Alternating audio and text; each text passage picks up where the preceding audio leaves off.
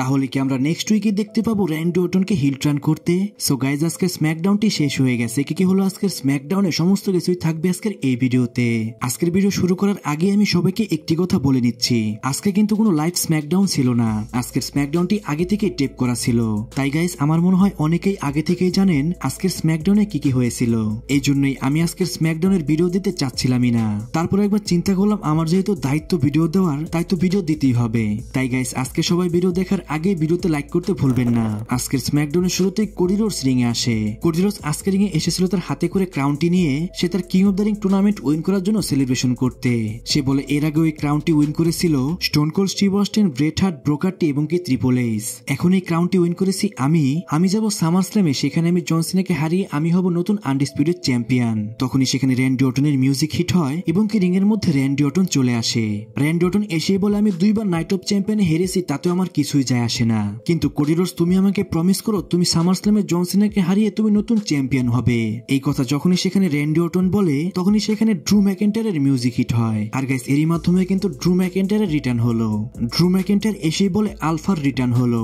এরপর ড্রু ম্যাকেন্টায়ার র্যান্ডি অর্টনকে বলে Cody Rhodes তোমার পিছনে চাকু মেরেছে। তখনই ড্রু ম্যাকেন্টায়ার রিং এ আসে এবং কি র্যান্ডি অর্টন কোডি রোডসের মধ্যে ঝামেলা পাকাতে চায়। সে র্যান্ডি অর্টনকে বলে তুমি চান্স পাওয়ার পরও কোডি রোডসকে পানকিক হিট করোনি, কারণ তুমি সবসময় কোডি রোডসকে তোমার বন্ধু মনে করো। কিন্তু কোডি রোডস তোমার পিঠের মধ্যে ইনজুরি জানা সত্ত্বেও সে বারবারই তোমার পিঠের মধ্যে অ্যাটাক করছিল। কি হয়েছে তোমার র্যান্ডি অর্টন? তুমি না ভাইপার, তুমি না লেজেন্ড, এবং কি তুমি ভবিষ্যতের হল অফ ফেমার। আমার তো মনে হয় সেই লেজেন্ড র্যান্ডি অর্টন অলরেডি মারা গেছে।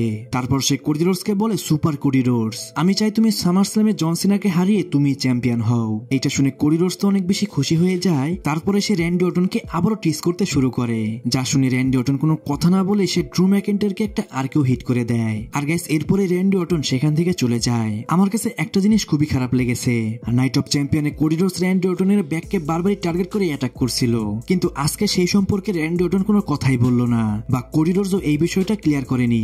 ড্রু ম্যাকেন্টায়ার তো এই বিষয়ে কথা বলেছে, কিন্তু আমি আশা করেছিলাম যে এই বিষয়ে র্যান্ডি অর্টন হয়তো কিছু বলতে পারে, কিন্তু গাইস এই বিষয়ে র্যান্ডি অর্টন কোনো কথাই বলেনি। উল্টো র্যান্ডি অর্টন তো কোডি রোডসকে নিয়ে অনেক বেশি প্রাউড ফিল করছে।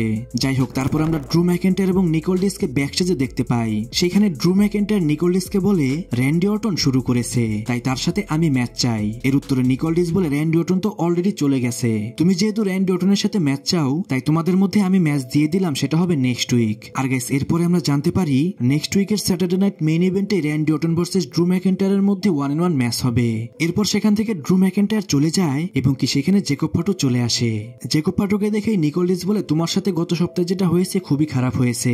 গত সপ্তাহে সোলো সিকোয়া এবং তার টিম মিলে তোমার সাথে যা করেছে তা মোটেও ঠিক হয়নি। তুমি যেহেতু ফাইট চাও তোমাকে আমি ফাইট দিব, কিন্তু সেটা কোনো 1-on-1 ম্যাচ হবে না, সেটা হবে 2 ভার্সেস 2 ম্যাচ। তখনই আমরা দেখতে পাই জেকব ফাটোর সাথে হাত মিলায় জিমি উসো। আর গাইস আমি কিন্তু গত সপ্তাহে বলেছিলাম যে জেকব ফাটো এবং জিমি উসোর মধ্যে আমরা টিম আপ দেখতে পাবো, আর গাইস সেটা কিন্তু আমরা আজকে দেখতেও পেলাম। তারপর Mitch and B Fab versus Chelsea গ্রিনের টিম ভার্সেস শার্লেট ফ্লেয়ার এবং অ্যালেক্সা ব্লেজের মধ্যে একটা triple threat tag team match শুরু হয়ে যায়। আর গাইস এই ম্যাচটা ছিল কিন্তু ট্যাগ টিম চ্যাম্পিয়নশিপ ম্যাচের জন্য নাম্বার 1 কন্টেন্ডার ম্যাচ। ম্যাচটিও মোটামুটি ভালো হয়, যেখানে কিনা অ্যালেক্সা ব্লেজ স্পিন করে এই ম্যাচটার মধ্যে উইন করে যায়। যখনই অ্যালেক্সা ব্লেজ এই ম্যাচটার মধ্যে উইন করে তখনই শার্লেট ফ্লেয়ার এসে অ্যালেক্সা ব্লেজকে হাক করে। আর গাইস এরই মাধ্যমে কিন্তু তাদের মধ্যে টিম আপ হয়ে গেল, হতে পারে সামনে আমরা তাদের ট্যাগ টিম চ্যাম্পিয়ন হতে দেখতে পারি। তারপর Wyatt 6 versus Montez Ford, Chris 7, Johnny Gargano এবং বেরতোর মধ্যে 4 ভার্সেস 4 একটা ট্যাগ টিম ম্যাচ আমরা দেখতে পাই। এই ম্যাচটা একটা হাই ভোল্টেজ ম্যাচ ছিল, যে ম্যাচটার প্রথম থেকে সেখানে ডমিনেট করে হোয়াইট 6। ম্যাচের একটা টাইমে ক্রিস 7 ট্যাগ দিতে চায় জনি গার্গানোকে, কিন্তু জনি গার্গানো অপর পাশে থাকা এরিক রোয়েনকে দেখে ভয় পায় আর সে ট্যাগ না নিয়ে সেখান থেকে পালিয়ে যায়। এরপরই এরিক রোয়েন ক্রিস 7কে তার ফিনিশার হিট করে এবং কি সে এই ম্যাচটার মধ্যে উইন করে যায়। আর গাইস এরই মাধ্যমে কিন্তু হোয়াইট 6 এর ডমিনেশন কন্টিনিউ রইল। তারপর টিফিনি স্ট্র্যাটন রিং এ আসে। সে এসে তার নেক্সট অপোনেন্ট খুঁজছিল এভলিউশনের জন্য। তখনই সেখানে জেড কার্গিল তার ক্রাউন নিয়ে চলে আসে এবং কি তাদের মধ্যে যে সামার স্ল্যামে ম্যাচটি হবে সেই বিষয়ে তারা কথা বলছিল। তখনই সেখানে মিউজিক হিট হয় ট্রি স্ট্যাটাসের। ট্রি স্ট্যাটাস এসেই কিন্তু টিফিনিকে চ্যালেঞ্জ করে এভলিউশনে তার সাথে ফাইট করার জন্য। আর গাইস এরপরে কিন্তু টিফিনির এভলিউশনে এবং কি সামার স্ল্যামের ম্যাচ সম্পর্কে আমরা জানতে পারি। দুইটা ম্যাচে কিন্তু তার অলরেডি কনফার্ম হয়ে গেল আজকেই। তারপর ফ্রক্সিয়াম ভার্সেস আন্দ্রাদে এবং রে ফিনিক্সের মধ্যে একটা ট্যাগ টিম ম্যাচ দেখতে পাই। যেহেতু 4 জনই এখানে হাই ফ্লাইং সুপারস্টার ছিল তাই এই ম্যাচটাও অনেক ভালো একটা ম্যাচ হয়। ম্যাচের মধ্যে ফ্রক্সিয়ামরা তাদের ফিনিশার হিট করে আন্ডাদেকে এবং কি তারা যখন পিন করতে যায় সেই পিনটাকে কাউন্টার করে রে ফিনিক্স। লাস্টে আন্ডাদে তার ফিনিশার হিট করে এই ম্যাচটার মধ্যে পিন করে উইন করে যায়। আর গাইস এই ম্যাচটা কিন্তু আজকের স্ম্যাকডাউনের স্ম্যাকডাউনের মধ্যে সবথেকে বেস্ট একটা ম্যাচ ছিল। তারপর Jacob Fatu, Jimmy Uso versus Solo Sikoa এবং জেসির মধ্যে একটা ট্যাগ টিম ম্যাচ শুরু হয়ে যায়। ম্যাচটা প্রথম থেকে শুরু করে জেসি এবং জিমি উসো। তারপর জেসি এবং সোলো সিকোয়া দুইজন মিলে জিমি উসোর উপর অ্যাটাক করতে শুরু করে। তারা অনেকক্ষণ ধরে মারতে থাকে জিমি উসোকে।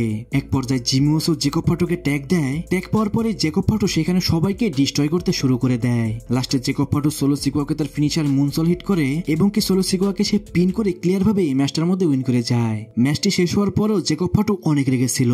সে সোলো সিকোয়াকে তার ফিনিশার আবারও হিট করতে চায় অ্যানাউন্স টেবিলের ওপরে, কিন্তু তখনই সেখানে টালাটুঙ্গা এবং টাঙ্গালোয়া চলে আসে। তারা এসে জিমি উসো এবং জেকব ফাটুকে সেখানে মারতে শুরু করে। এরপরে আমরা দেখতে পাই সোলো সিকোয়া এবং তার টিম মিলে সেখানে জিমি উসো এবং জেকব ফাটুকে একদমই ডিস্ট্রয় করে দেয়। গাইস, এখানে তো মোটামুটি সবকিছু ঠিকই ছিল, কিন্তু সবথেকে চোখে লাগার মতো একটা জিনিস রয়েছে, সেটা হলো সোলো সিকোয়াকে ক্লিয়ার ভাবে পিন করা। সোলো সিকোয়া রিসেন্টলি তার টিমকে আবারও একত্র করেছে এবং কি সোলো সিকোয়া আবারও তার পাওয়ারে ব্যাক করেছে, কিন্তু এখনই তাকে এরকম ভাবে ক্লিয়ার ভাবে পিন করে হারানো আমার কাছে কিন্তু দেখতে ভালো লাগেনি। আর আমার মনে হয় এর মাধ্যমে সোলো সিকোয়াকে আরো বেশি উইক দেখালো WWE।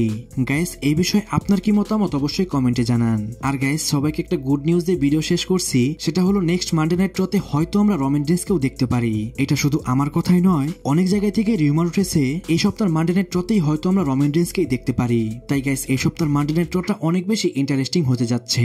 গাইস, এর মাধ্যমে আজকের স্ম্যাকডাউনটিও শেষ হয়ে যায়। আর আজকের স্ম্যাকডাউনে সেরকম কিছুই ছিল না। তাই গাইস, আজকের ভিডিও একটু ছোট দেখে এবং কি আমার ভয়েসটাও একটু খারাপ শোনা যাচ্ছে, এই জন্য কেউই রাগ করবেন না। এই সপ্তাহের মানডে নাইট রতে অবশ্যই ভালো একটা রিভিউ ভিডিও আসতে চলেছে। তাই গাইস, অবশ্যই আমার চ্যানেলের সাথেই থাকবেন। সো গাইস, আজকের ভিডিও এই পর্যন্ত। রেসলিং সম্পর্কে সমস্ত নিউজ এবং আপডেট জানার জন্য চ্যানেলটিকে সাবস্ক্রাইব করবেন।